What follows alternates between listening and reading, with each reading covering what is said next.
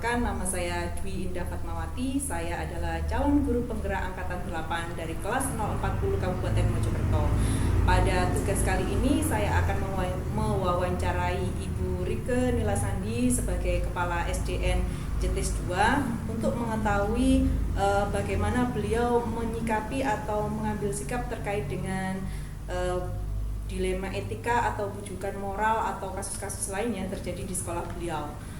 Sebelum kita bertanya-tanya lebih lanjut, saya akan mempersilahkan Ibu Rike untuk memperkenalkan diri. Monggo Bu. Assalamualaikum warahmatullahi wabarakatuh. Saya Rike Nilasandi, Kepala SDN JTS 2, Kecamatan JTS, Kabupaten Mojokerto. Ya, terima kasih Bu atas perkenalannya. Mohon izin saya akan bertanya-tanya sedikit ya Bu ya. Ya, silakan Bu Indah. Oke. Selama ini apakah Ibu pernah menemui atau bagaimana Ibu mengidentifikasi kejadian-kejadian atau kasus-kasus yang terjadi di sekolah? Apakah itu termasuk dilema etika atau bujukan moral? Bagaimana? Mohon dijelaskan Bu. Sejauh saya menjadi pemimpin atau kepala sekolah di SDN JTS 2, dalam mengkategorikan masalah itu termasuk dilema etika atau bujukan moral, ketika saya menjumpai sebuah permasalahan di mana keputusan yang saya ambil adalah benar melawan benar, itu adalah dilema etika. Kemudian kalau bujukan moral Bu Indah, apabila keputusan yang saya ambil itu nanti adalah benar melawan salah. Oh, seperti itu ya Bu ya. Ada benar melawan benar dan benar melawan salah. Baik Ibu. Ini saya banyak belajar dari Ibu ya. Mohon izin untuk banyak bertanya pada kali ini ya. Silakan Bu Indah. Untuk pertanyaan yang kedua Bu, bagaimana Anda menjalankan sebagai kepala sekolah mengambil keputusan di sekolah ini, terutama untuk kasus-kasus yang ada dua kepentingan yang misalnya sama-sama benar atau sama-sama mengandung nilai kebajikan. Mohon untuk Ibu memberikan saya petuah bagaimana saya mengambil keputusan jika nanti bertemu dengan hal seperti ini. Iya, baik Bu Indah. Untuk permasalahan yang saya hadapi, biasanya tentunya saya melakukan identifikasi terlebih dahulu Bu Indah. Oke. Kasus ini seperti apa, permasalahannya mencakup sampai seberapa jauh, kemudian seberapa urgent permasalahan itu bisa diselesaikan. Apabila permasalahan itu bisa diselesaikan secara kekeluargaan, mengapa tidak? Berarti kita harus menyelesaikannya sesuai dengan langkah-langkah pengambilan keputusan yang ada. Ambil dulu secara internal gitu ya Bu Bisa. ya. Oh, oke. Kemudian selanjutnya Bu, apakah saya ini bisa dikasih tahu atau dikasih petunjuk bagaimana langkah-langkah atau prosedur seperti apa yang biasanya Ibu lakukan selama ini dalam mengambil keputusan? Iya, yang pertama tentunya saya identifikasi dulu Bu Indah. Permasalahannya itu seperti apa, tentunya dengan mencari informasi dari beberapa pihak, mungkin bisa dari Bapak Ibu Guru, kemudian dari wali murid, seperti itu jika permasalahan terjadi pada murid saya, sehingga nanti saya ke depannya tidak salah mengambil langkah. Kemudian bisa saya koordinasikan melalui rapat intern dengan Bapak Ibu Guru. Kalau nanti masih melibatkan wali murid, ya saya adakan rapat dengan wali murid juga. Berarti langkah awalnya adalah mengidentifikasi Ya, betul masalah, sekali. kemudian mengumpulkan data dan fakta ya Bu ya, biar kita mempunyai data yang valid sebelum mengambil keputusan. Ya, betul sekali Bu Indah. Baik Ibu, selanjutnya Bu, hal-hal apa saja yang selama ini Ibu anggap efektif dalam pengambilan keputusan pada kasus-kasus yang termasuk dalam dilema etika? Iya, karena kasus dilema etika ini merupakan kasus yang paling berat ya Bu Iya Indah. betul, karena ada dilema di dalamnya ya. Dua-duanya ini sama-sama benar, tapi kita tidak boleh salah dalam menentukan. Betul. Di antara keduanya harus dipilih yang paling benar. Nah, tentunya seperti yang saya katakan di awal tadi Bu Indah, setelah saya melakukan identifikasi, tentunya saya juga menyelesaikan masalah ini tidak sendiri. Tidak memutuskan cara sendiri. Saya melibatkan Bapak Ibu Guru dan juga stakeholder yang ada di lingkungan sekolah. Jadi Ibu juga mencari pertimbangan Iya, betul lain sekali, Bu Indah. agar maksudnya itu pengambilan keputusannya itu supaya tidak hanya dari pribadi satu sudut pandang Iya, Ibu gitu betul. ya. Dan harus dipertimbangkan lagi Bu Indah, keputusan yang diambil nanti Oke. tentunya harus berdasarkan pada nilai-nilai Ah, kebajikan iya, benar, dan benar, keberpihakan kepada Iya, murid. betul sekali Bu. Berarti kita harus mikirnya itu jangka panjang gitu Iya, ya, betul tidak sekali. hanya sesaat itu saja. Iya. Oke, baik. Lanjut ya Bu. Mohon izin. Hal-hal apa saja yang selama ini itu merupakan bagi Ibu itu tantangan dalam mengambil keputusan terkait kasus-kasus yang bermodel dilema etika. Pasti kita ketika memutuskan itu kalau dilema etika itu begini itu takut Iya. salah, begitu takut salah. Iya, betul sekali. Padahal ini kita Harus harus ada yang diselesaikan ya Bu ya. Iya. Nah, bagaimana Ibu menyikapi atau menghadapi tantangan yang seperti ini Bu? Iya, yang pertama ini pengalaman pribadi ya Bu. Oh iya iya. Ketika menghadapi masalah seperti ini, tantangan terberat saya adalah ketika ada perbedaan pendapat. Oh. Ya, misalkan ini melibatkan dengan para guru. Ya. Nah, ini tentunya dari beberapa guru ini mempunyai pendapat sendiri-sendiri. Ya, betul. Untuk Punya apa ya? sudut berargumen. pandang, Iya. ya. Yang satu berpendapat A, yang satu berpendapat B. Ya. Nah, juga melalui pertimbangan lagi Bu Indah. Oke. Kalau nanti saya ke A, dikiranya nanti saya berpihak Pro pada ke A. A. Oke. Kalau saya ambil B, dikiranya saya pro ke B. A. Nah, seperti itu maka saya harus benar-benar adil, menerapkan prinsip adilnya bagaimana, kesetiaannya bagaimana, Ya. sehingga saya nanti bisa berada di tengah-tengah netral antara keduanya, Yang tidak ada konflik keduanya mau. bisa menjadi win-win solution Iya, gitu ya. betul sekali, Bu Ida. Bisa memuaskan pihak A, juga Bisa B. memuaskan pihak B, Iya, betul. tapi masalah di dalamnya bisa terselesaikan gitu ya. Betul sekali, Bu Ida. Iya iya iya. Kemudian selanjutnya Bu, ketika ada jadwal tertentu dalam sebuah penyelesaian dilema etika, apakah Ibu langsung menyelesaikan di tempat atau Ibu memiliki jadwal ditunggu dulu atau bagaimana, kemudian bentuk dan prosedurnya seperti apa yang biasanya Ibu ambil? Nah, ini saya melihat permasalahannya Bu Indah. Jika masalah itu memang dapat diselesaikan seketika itu, maka saya langsung menyelesaikan masalahnya itu langsung pada saat terjadi permasalahan itu. Namun ketika permasalahan ini masih butuh untuk penyelesaian lebih lanjut, berarti saya nanti harus melibatkan orang lain, misalkan guru-guru saya atau komite wali murid, sehingga saya perlu membuat jadwal untuk penyelesaian masalah ini. Kalau misalkan jadwal secara apa ya, katakan sudah terencana, ini pasti ada rapat intern Bu Indah untuk 1 bulan sekali. Nah, itu nanti kita bisa sharing permasalahan apa yang terjadi, kita selesaikan di sana. Berarti Ibu juga mempertimbangkan tingkat urgensi dari Ya, permasalahannya. betul sekali, Bu Indah. Iya iya iya Bu. Kemudian adakah seseorang atau faktor-faktor yang selama ini membuat Ibu itu lebih mudah atau membantu Ibu dalam pengambilan keputusan dalam kasus-kasus dilema etika Bu? Ya, tentu saja Bu Indah, saya tidak bisa sendiri. Ya. Karena ini adalah masalah menyangkut lembaga. Betul. Ya, orang pertama yang paling membantu saya adalah para guru. Setelah itu ada komite yang merupakan dewan sekolah. Ya. Nah, tingkat yang lebih tinggi lagi mungkin nanti pengawas, jika itu masalahnya memang betul-betul membutuhkan tingkat yang lebih ya, tinggi intervensi untuk saya dari pihak ajak lain ya Bu ya. menyelesaikan masalah itu. Seperti itu, Bu Indah. Oke. Jadi para guru ini merupakan tim backupnya Ya, Ibu ya, my best karena team, ya, karena kita nggak bisa ya berjalan Iya, sendiri di bisa, sekolah ya Bu ya. Iya. Oke, kemudian ini terakhir dari saya Bu. Dari semua hal yang tadi sudah Ibu sampaikan, pembelajaran apa sih yang bisa Ibu petik dari mungkin pengalamannya selama Ibu di sini itu pasti ada, entah itu kasus kecil atau kasus besar yang sudah pernah ditangani.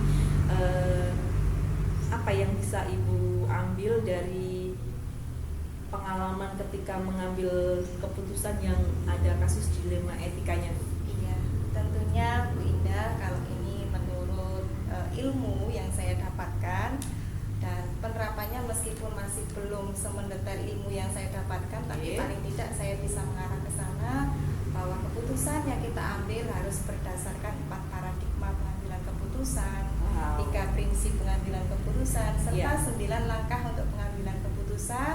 Tentunya keputusan keputusan itu nanti bisa merujuk pada nilai-nilai kebajikan serta dapat dipertanggungjawabkan. Seperti itu Bu Ida. Keren sekali, punya ilmu-ilmu yang bisa dipakai untuk mempertimbangkan ya. Tidak dalam memutuskan tuh kita nggak impulsif gitu ya Bu ya. Ada kasus langsung jeder gitu, enggak, ternyata Ibu hebat sekali.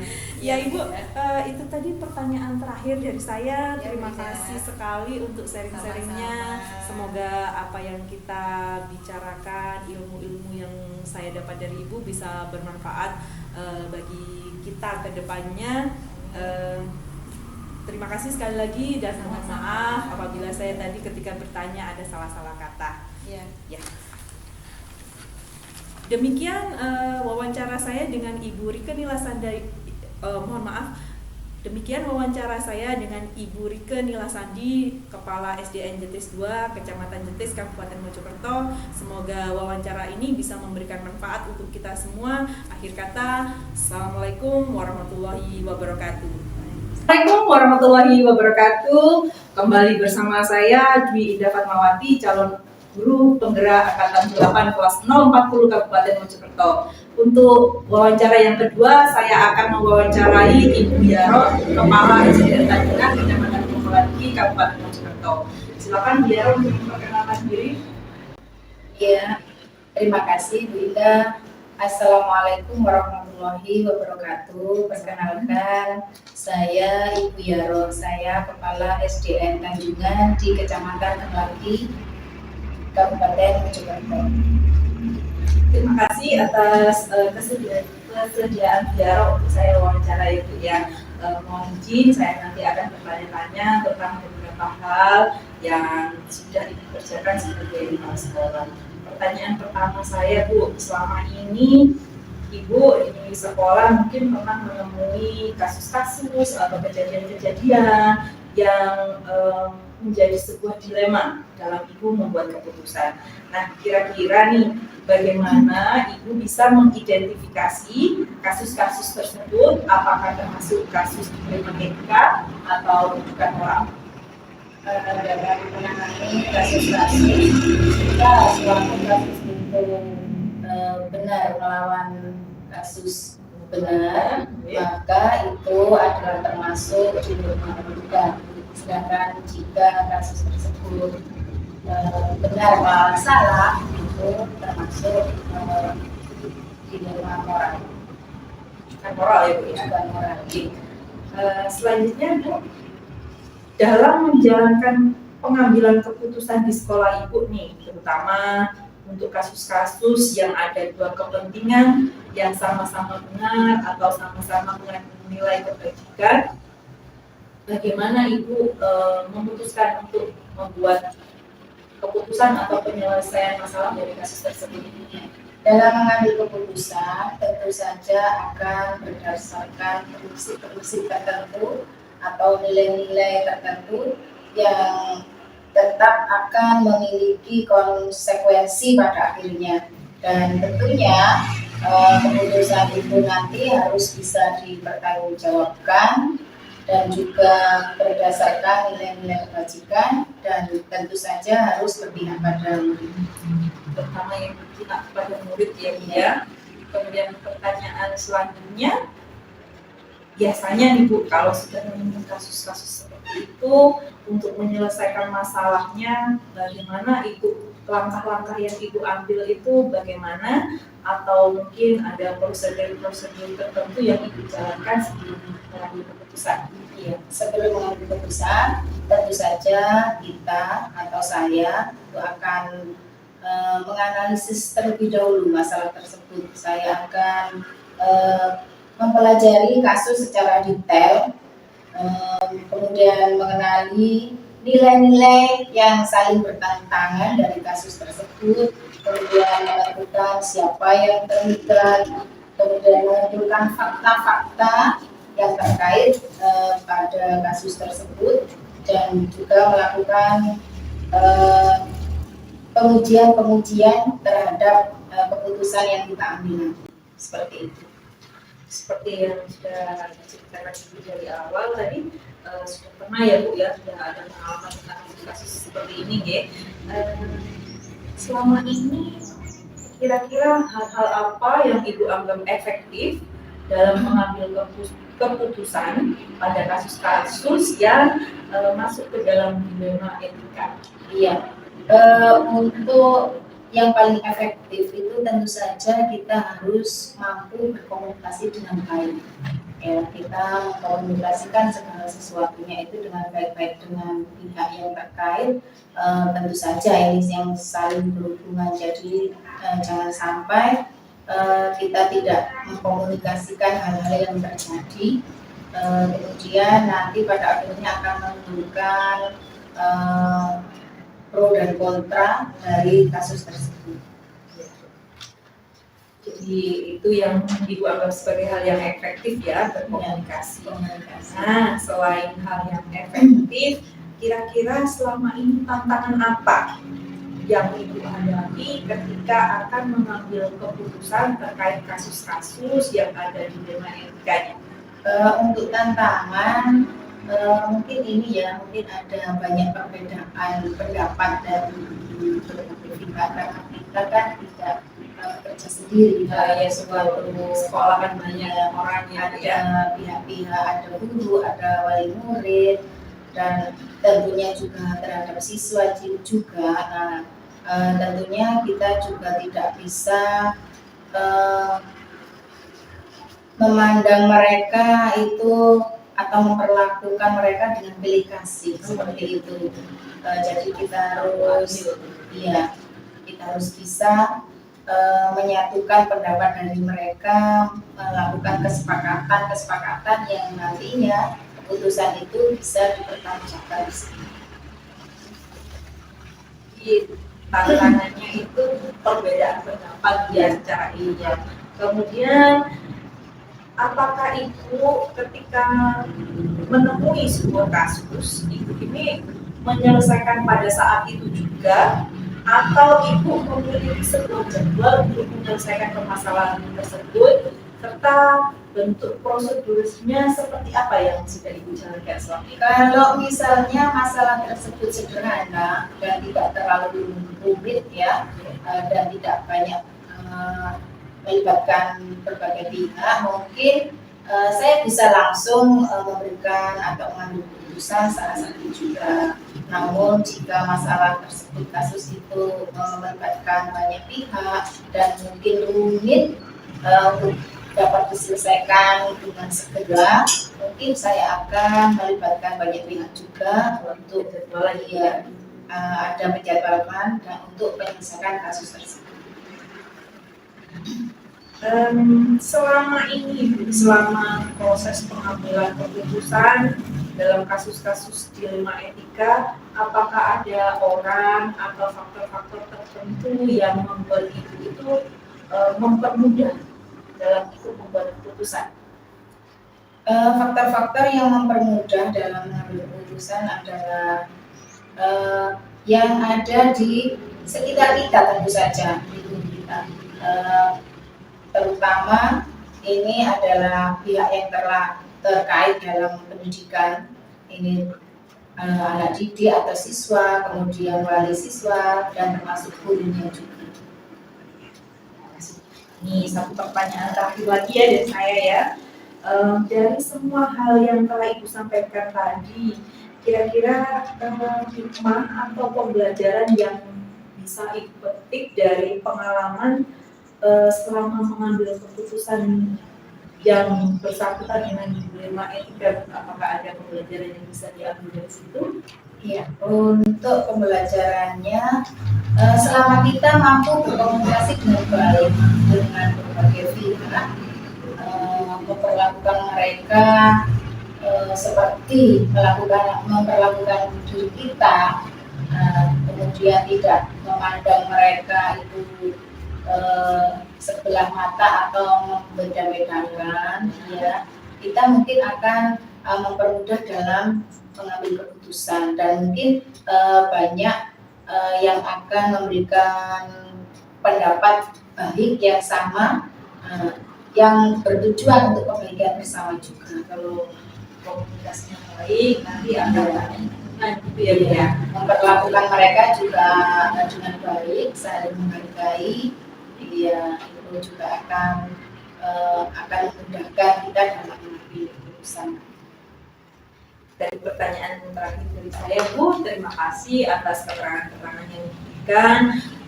Semoga apa yang kita perbicarakan tadi bisa membawa manfaat bagi diri saya, bagi Ibu, dan bagi kita semua. Terima kasih sekali lagi dan mohon maaf apabila ada salah-salah kata. Demikian wawancara saya dengan Ibu Yaro, Kepala SDN Tanjungan, Kecamatan Kepulangi, Kabupaten Mojokerto.